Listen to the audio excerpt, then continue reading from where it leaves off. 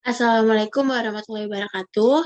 Perkenalkan, nama saya Cindy Aini Agustin dari kelas 3C dengan NIM 444-2032. Hari ini saya akan menjelaskan mengenai peran kimia pangan dalam kehidupan sehari-hari. Adapun tema yang akan saya angkat yaitu mengenai pengaruh amilosa dan amilopektin terhadap mutu pemasakan nasi.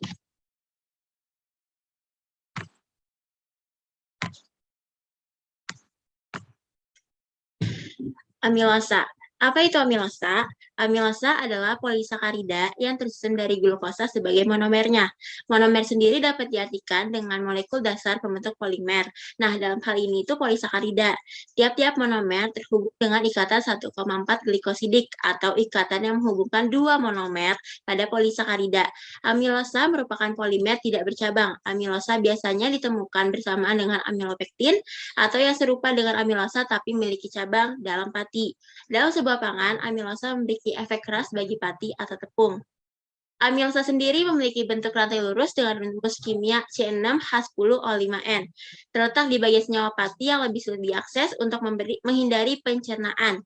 Saat ini dalam pembuatan makanan, beberapa perusahaan sering menggunakan amilosa sebagai bahan stabil dan pengental dalam produksinya. Kemudian ada amilopektin. Nah, apa sih amilopektin? Amilopektin adalah olisakarida rantai bercabang. Amilopektin mengacu pada polisakarida rantai bercabang yang menyusun unit D-glukosa dipolimerisasi melalui ikatan glikosidik 1,4 alfa. Amilopektin dapat terdiri dari ribuan molekul glukosa. Percabangan terjadi pada setiap 25-30 unit glukosa. Nah, amilopektin ini tidak larut dalam air. Amilopektin adalah salah satu dari dua jenis polisakarida pati yang disimpan dalam tanaman dan menyumbang sekitar 75% dari pati tanaman. Sumber tanaman seperti beras, jagung, dan kentang adalah sumber besar amilopektin. Nah, dalam tema yang saya angkat ini, saya mengangkat beras sebagai topik utama yang akan saya bahas. Nah, beras sendiri memiliki pengertian sebagai bahan utama kebanyakan orang Indonesia yang dimakan. Komponen terbesar beras adalah pati, yaitu sekitar 80-85%. Beras juga mengandung protein, vitamin, mineral, dan pati.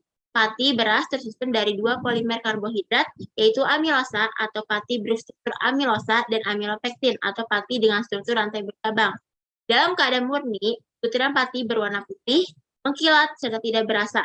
Jika diamati di bawah mikroskop, terlihat butiran pati dibentuk oleh molekul yang membentuk lapisan tipis yang tersusun secara terpusat. Nah, jadi dari amilosa dan amilopektin ini memiliki hubungan nih dengan beras. Apa sih hubungannya? Nah, saya akan menjelaskan sedikit mengenai hubungan amilosa dan amilopektin dengan beras. Kadar amilosa merupakan salah satu kriteria penting dalam sistem klasifikasi beras. Berdasarkan kandungan amilosanya, beras atau nasi dapat dibagi menjadi 4 golongan, yaitu yang pertama, beras dengan kadar amilosa tinggi sekitar 25-33%, yang kedua, beras dengan kadar amilosa menengah yaitu sekitar 20-25%, yang ketiga, beras dengan kadar amilosa rendah yaitu sekitar 9-20%, dan yang terakhir, beras dengan kadar amilosa yang sangat rendah, yaitu sekitar kurang dari 9%. Beras berkadar amilosa tinggi mempunyai sifat nasi yang keras, kering, dan perak, sedangkan beras yang amilosanya rendah atau yang amilopektinnya tinggi biasanya menghasilkan nasi yang tidak kering dan teksturnya pulen, tidak menjadi keras setelah dingin, rasanya enak, dan nasinya mengkilat.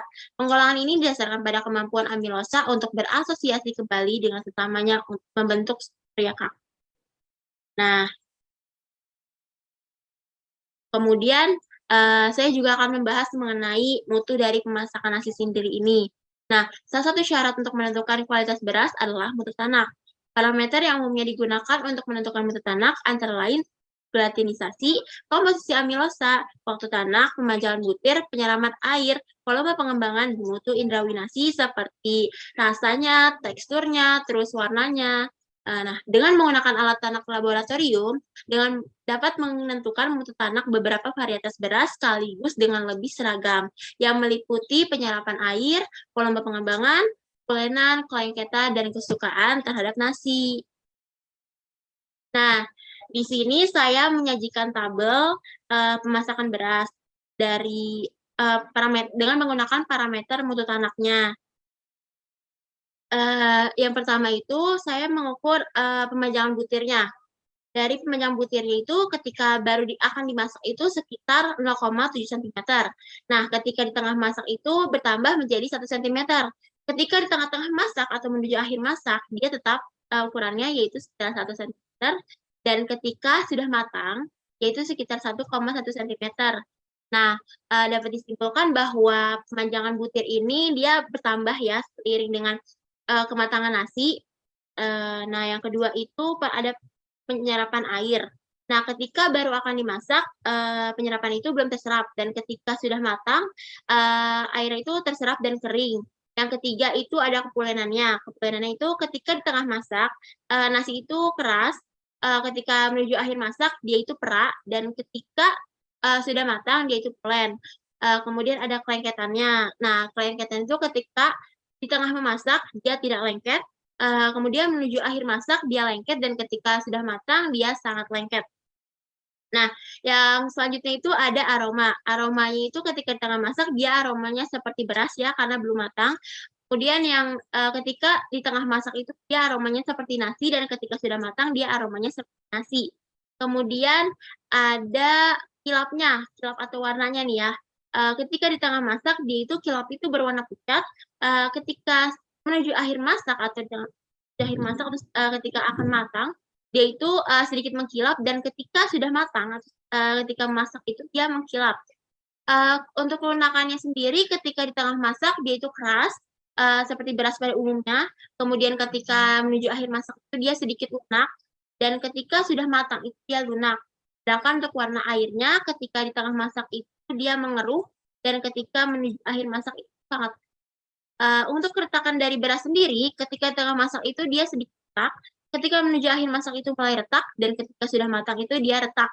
Kemudian untuk rasanya ketika di tengah masak itu dia hambar, ketika menuju akhir masak itu dia hambar sedikit manis dan ketika sudah matang dia itu hambar manis, masih tetap sama rasanya ya. Kemudian untuk teksturnya sendiri ketika di tengah masak itu keras seperti beras pada umumnya, kemudian ketika menuju akhir masak itu dia sedikit keras dan kasar karena akan menuju matang. Kemudian ketika sudah matang dia bertekstur. Nah, dari percobaan yang saya lakukan ini nih dapat disimpulkan bahwa beras putih atau beras biasa itu mengandung kadar amilosa yang tinggi dan amilopektin yang rendah. Dikarenakan mengandung kadar amilosa yang tinggi sehingga karakteristik nasi yang dihasilkan oleh beras putih memiliki sifat yang keras atau perak umumnya ya. Selain itu, amilosa dan amilopektin juga berpengaruh pada pengembangan volume dan penyerapan nasi selama ditanak. Rasio pengembangan volume dan penyerapan air nasi semakin besar dengan semakin tingginya kadar amilosa. Nah, dari sini ketahuan nih bahwa ada hubungan dari amilosa dengan nasi atau berasnya ini. Kemudian, beras dengan kandungan amilosa tinggi akan menghasilkan nasi dengan volume pengembangan yang tinggi, tekstur yang keras dan kering. Beras dengan kadar kandungan amilosa rendah akan menghasilkan nasi yang lembut dan lengket. Balikannya dari kadar amilosa yang tinggi tadi. Kemudian, semakin tinggi kadar amilosa beras, maka semakin perak tekstur nasi dan semakin rendah kadar amilosa beras, maka semakin plain tekstur nasi. Sekian presentasi dari saya atau penjelasan dari saya, kurang lebihnya mohon maaf. Semoga ilmu yang saya bagikan dapat bermanfaat bagi kita semua. Wabillahi taufiq wal hidayah. Wassalamualaikum warahmatullahi wabarakatuh. Terima kasih.